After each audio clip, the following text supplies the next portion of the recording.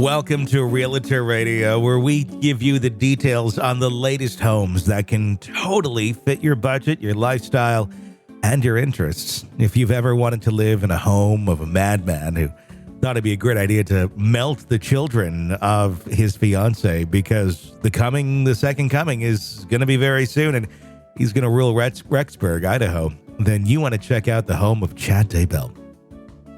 That's what we're going to take a look at here today on this episode of Murder in the Morning. It's for sale, and it can be yours for $350,000. So what was your first... That's a lot of money. It is. It is, especially for a murder home. I'm going to guess this thing ends up going for far less. It's probably one of those things, well, somebody just wants the land. They're going to no, it's worth the land. But it's not worth $350. So I'll pay you for the land and we're just going to knock that fucking house down. Or we're just going to it'll be abandoned and just sit there and rot into the ground. It's, yeah. What was your thoughts when you first looked at it? Well, when I first looked at it, and I don't mean to take words out of your mouth that you said off air, but it's exactly what I thought. It looks like grandma's house. It does. And it literally looks like my grandmother's house. It looks dated. It looks worn. Mm-hmm. It was built in 1960. It looks like it was decorated in 1960 and never changed. Yeah. It just looks tired. It looks unimaginative, boring. Yeah. It looks like something that they would on HGTV come in and go, oh, we just need to gut this thing. You really do. I mean, I don't know how the bones of the house are, but it's... Ew, Tony. Yeah, I wouldn't mean it like that, but the bones of the house. It just, yeah, it has a really shitty, wire fence up in the front yard, which is, I don't know, it looks kind of prisonish. Then you got a shed in back. You got and there's a piano in the living room with a weird bathroom mirror over it, and then two weird rest home recliners, like the recliners you typically see in the corners of a funeral home. Nice 90s lamp in the corner, the black one that shoots up into the sky. And then one that's super hot too, with the LED bulb that you can't touch. Yeah, and a lot of crystal chandeliers that really denote elegance, but it's not an elegant house at all, so it makes no sense at all. Nice little potpourri, little bouquet type thing over the bathroom mirror that's over the piano. Kitchen stark white. It's all just very institutional looking, but you have that nice bordering wallpaper on the top that looks like, I don't know what it is, little green balls or something. Yeah, it just looks sad. It looks like a grandma's house. Smell mothballs. You can, I can smell it by looking at it. Really, yep. is kind of how I feel. Daybell recently was obviously sentenced to death for his roles in the murder, so he's not going back home. He left behind this 4-bedroom, 1.5-bath ranch-style home built in 1960. The home sits on just under 4 acres of land and features 1,644 square feet of living space.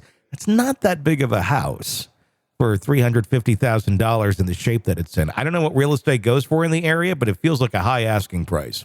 The property is now listed on Realtor.com, and its sale is expected to attract attention, obviously, because of its notorious past.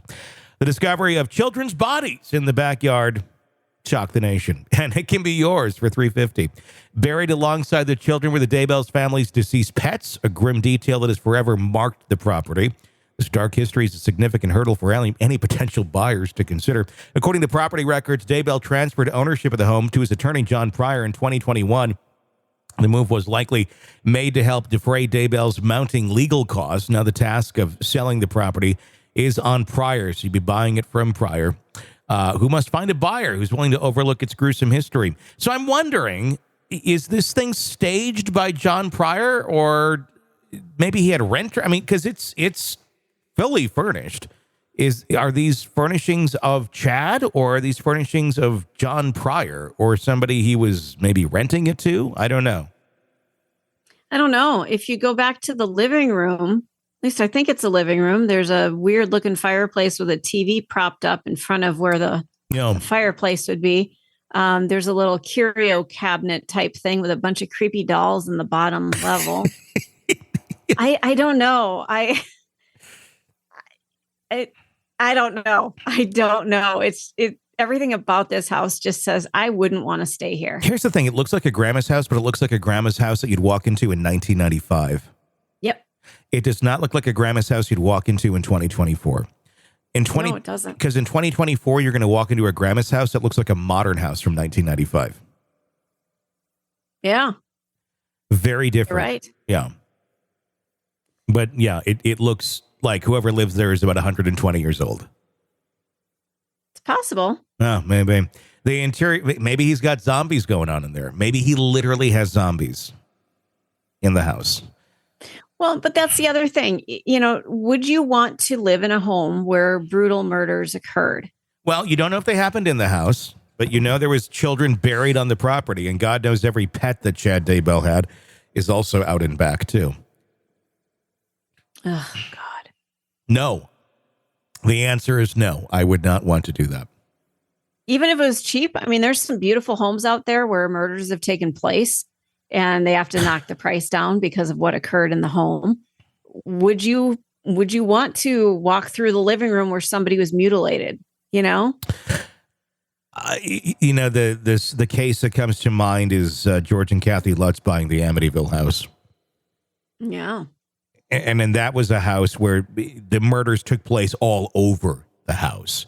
And you can find those crime scene photos online today, and you can see very vividly which rooms everything happened in.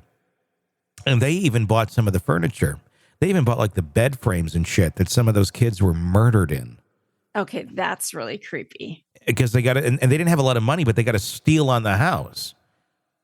And then, then it turned into the Amityville Horror, if you believe it or not. But that's the case where if you take the horror, the ghostly aspect out of it, that was someone who did exactly that. Granted, it's way back in the 70s, but bargain price for it. I can't imagine this place. I don't know. I just feel like it's a high ask on it. I don't know what the real estate average goes for over there, but the state of this house at $350, and we're talking middle of the nowhere fucking Idaho? Really? And you're going to have to gut it. You're going to have to redo that kitchen. That kitchen is extremely outdated. The living room is outdated. It's going to have to be gutted. I don't know. This is a flipping house. I don't know if it's like unrealistic expectations of John Pryor, just as he had of being the attorney for Chad Daybell, that he has with flipping this house or like getting $350 for it. I don't know. But I don't think he's going to get anywhere near that. This is what I want to follow on Zillow, because Zillow will end up telling you the sale price. Oh, yeah. Once it's done. Yeah. I don't know. The interior of the home, as seen in the pictures, features a basic, mostly white paint scheme. Living room and kitchen show signs of wear, typical of a home built in the 60s and never updated. The kitchen includes a window over the sink and a small island. If that's your selling point, is there's a window over the sink? Jesus.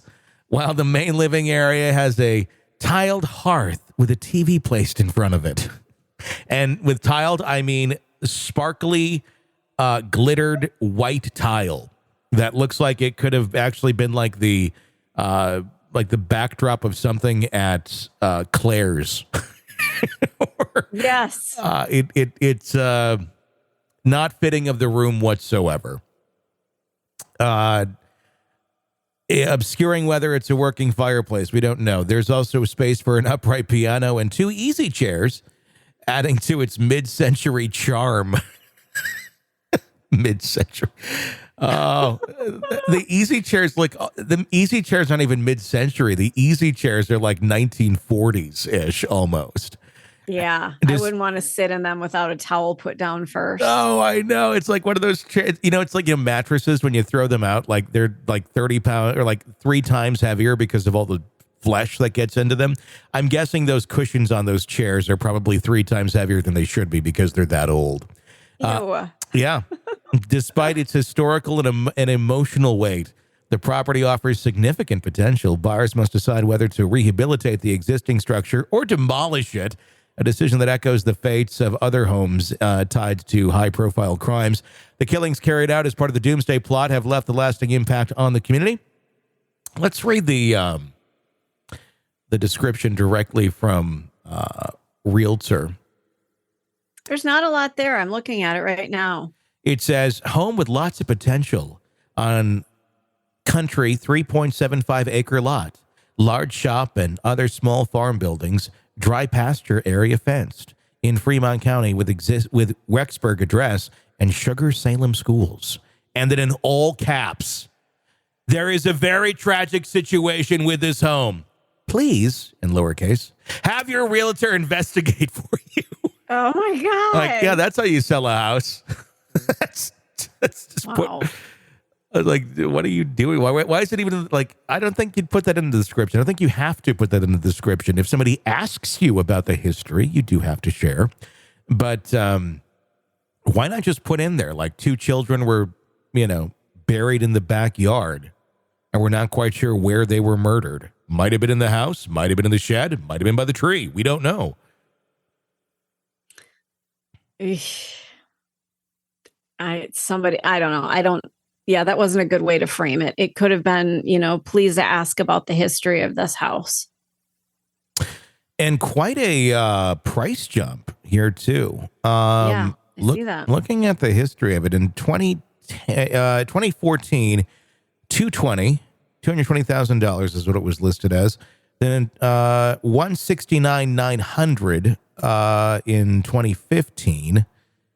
Then 2024 comes about and it's at $350,000, 185 a square foot. It was 76 a square foot previously.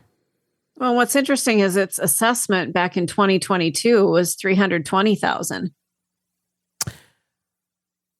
I have no idea, but I'm going to guess John Pryor said, I want this for the house. Let's start it here. Mm-hmm. And the realtor's like, I don't really want to set foot in that house. So whatever you want.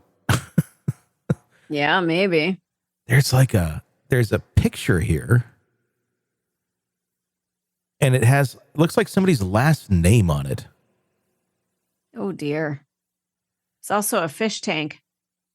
That's not a fish tank. Those are ew. Those are for reptiles. And the washer and dryer are in the kitchen. Am I looking at the right house? Yes, they are. You are, yes. And there's a giant picnic table in the kitchen now too.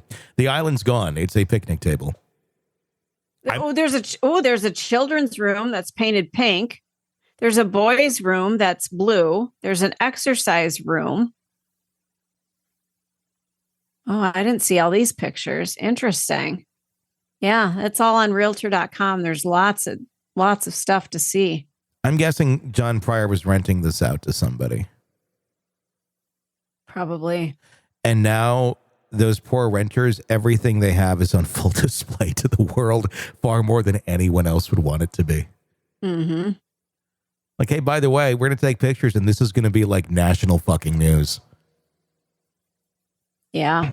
Lots of books, too, up in the attic where it looks like somebody was sleeping. Yeah. Very dark looking house. Just not a lot of natural light. Mm-mm. Yeah, creepy Very house. Dirty looking. There you go. If you want to look for it, it is on Realtor. It is 202 North 1900 East, Rexburg, Idaho. If you want to check that out for yourself and maybe make an offer. Want to listen ad-free? Want advanced access to all of our interviews before anyone else? Become a True Crime Today Premium Plus subscriber on Apple Podcasts. You get every episode commercial-free. So you can binge on True Crime until you can binge no more. Search True Crime Today Premium Plus on Apple Podcasts now, or go to our podcast page and sign up now. More of the Hidden Killers podcast next.